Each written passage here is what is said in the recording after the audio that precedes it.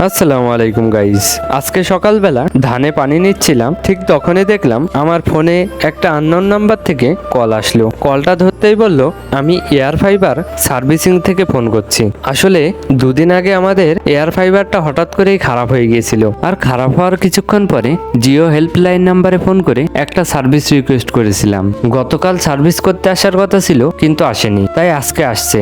Phone ধরেই আমাকে বলল তোমাদের বাড়িটা চিনতে পারছি না, একটু রাস্তার দিকে আসলে ভালো হতো। তাই মাঠ থেকে তাড়াতাড়ি করে চলে এলাম বাড়িতে এসে রাস্তায় গিয়ে দেখলাম ওই দাদাটা রাস্তার ওখানে দাঁড়িয়ে আছে। তাই দাদাকে নিয়ে চলে এলাম বাড়িতে এসেই আমার কাছে জিজ্ঞাসা করলো কি সমস্যা আর কি করে হলো। তারপর দাদাকে সবকিছুই বললাম। বলার পরেই এয়ার ফাইবারটা সার্ভিসিং করতে লাগলো। তারপর সার্ভিসিং করা হয়ে গেলে ওই দাদাটা চলে গেল, আর এবার দেখো এয়ার ফাইবারটা চলছে। তারপর আমি আবারও চলে গেলাম মাঠে, কারণ মাঠে ধানের ক্ষেতে পানি হচ্ছে।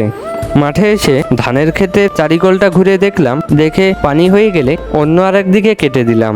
গাইজ, আজকের মিনি ব্লগটা এই পর্যন্তই।